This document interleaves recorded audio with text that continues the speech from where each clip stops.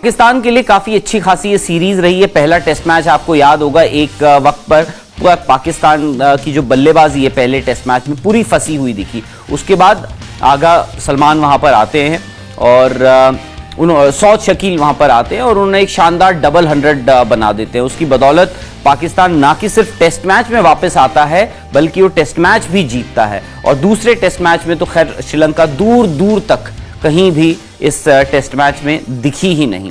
तो अब इस जीत के साथ पाकिस्तान जो है, मैं आपको बता दूं कि Pakistan world test championship table अगर आप देखें तो वहां पे सबसे ऊपर था। हालांकि अभी भी स्टिल अर्ली डेज इस WTC साइकिल में अगर हम कहें तो अभी भी शुरुआती दिन है। वहां एशेस चल रहा है, 5 टेस्ट मैच हो चुके हैं या 5वां टेस्ट मैच इनफैक्ट चल रहा है।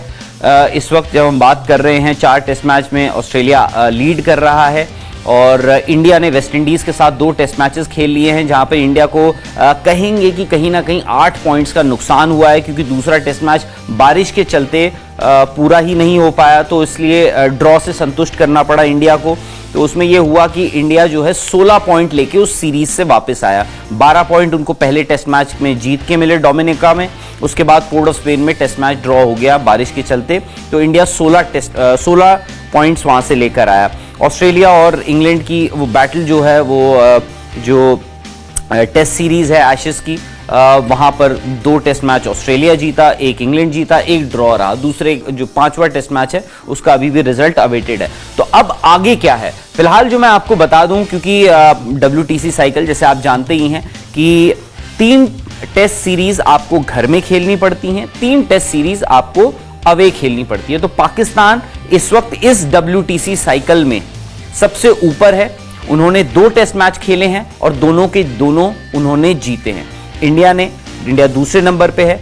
इंडिया के 66.67 परसेंटेज पॉइंट्स आप मान लीजिए, क्योंकि आपको याद होगा जब वर्ल्ड टेस्ट चैंपियनशिप शुरू हुआ था तब जो पॉइंट सिस्टम था वो अलग था, अब अलग हो चुका है। अब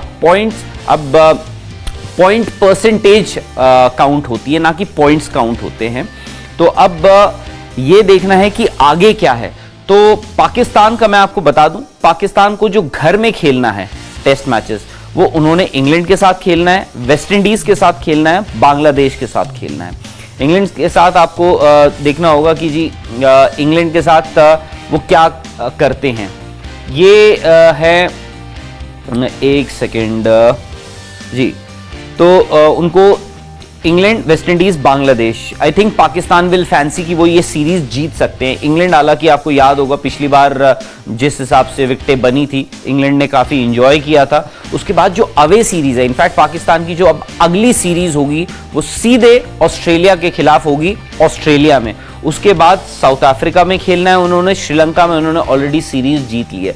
तो पाकिस्तान इनफैक्ट इस वक्त ये सोच रहा होगा कि 2 साल बाद जब WTC फाइनल होता है तो पाकिस्तान उस WTC फाइनल में खेल सकता है। क्योंकि अगर सिर्फ फिलहाल इस वक्त कहना हालांकि आसान है, इवेंचुअली आपको खेलना भी होगा।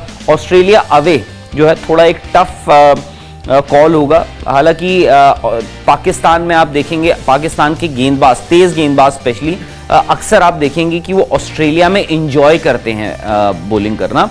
बट फिर भी इस ऑस्ट्रेलियाई टीम के खिलाफ ऑस्ट्रेलिया में खेलना और जीतना थोड़ा एक मुश्किल होगा। साउथ अफ्रीका कहा नहीं जा सकता, क्योंकि साउथ अफ्रीका बाबर आजम का भी एक टेस्ट होगा कि साउथ अफ्रीका में जीतना वहां जाके। बट उसके अलावा अगर आप देखें, श्रीलंका को वो ऑलरेडी हार चुकी हैं।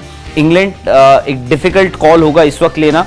Waste Indies, Bangladesh, I think Pakistan ही कहेगा कि हम ये 2 टेस्ट सीरीज तो आराम से उन्हें जीतनी चाहिए।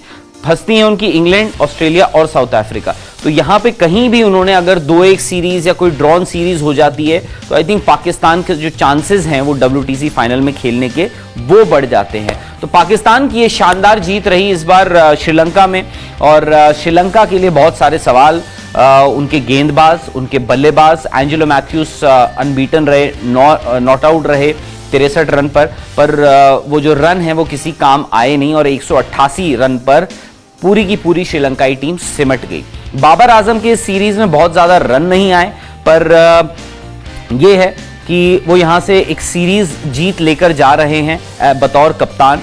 हालांकि आपको ये भी देखना होगा कि इतना बड़ा उन्होंने सामने बोर्ड पे रन रख दिए थे, उसके बावजूद थोड़े बहुत आई थिंक चीज़ें हैं जो बाबर आजम ग्रेजुअली सीख रहे हैं और भी सीखेंगे, बेहतर करेंगे। आई थिंक बल्लेबाजी से वो अपने बहुत ज़्यादा खुश नहीं होंगे, पर उनको इस बात की खुशी होगी कि जब जब पाकिस्तानी टीम नीचे लगी कोई ना कोई खड़ा हुआ, चाहे वो अब्दुल्ला शफीक हों, सौद शकील हों, या आप किसी भी बल्लेबाज की बात कर लें या फिर गेंदबाज की बात कर लें। अबरार अहमद को तो खैर यंग बोला जा सकता है। नौमान अली, हालांकि he is not very young left arm spinner, but उम्र उनकी हालांकि बहुत यंग नहीं है, बट तजुर्बा उनका बहुत नहीं है। पर उस लिहाज से उन्होंने श्रीलंकाई विकेटों पे आई थिंक उनको सूट करी, और ये चौथे दिन की विकेट उनको काफ़ी सूट करी, और जिस हिसाब से उन्होंने श्रीलंकाई बल्लेबाजों को परेशान किया, आई थिंक वो काबिले तारीफ था। 7 विकेट उन्होंने ली हैं, जबकि पहली इनिंग्स में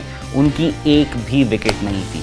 तो 2-0 से पाकिस्तान ने ये सीरीज जीत ली है, और साथ ही एक बड़ी इनिंग्स एंड 222 रन डिफीट जो है वो श्रीलंका को उन्होंने तोहफे के तौर पर दे दी है। और रहा सवाल WTC चैंपियनशिप यानी वर्ल्ड टेस्ट चैंपियनशिप का, वहां पर पाकिस्तान ने जो अपनी पोजीशन थी और कंसोलिडेट करी है।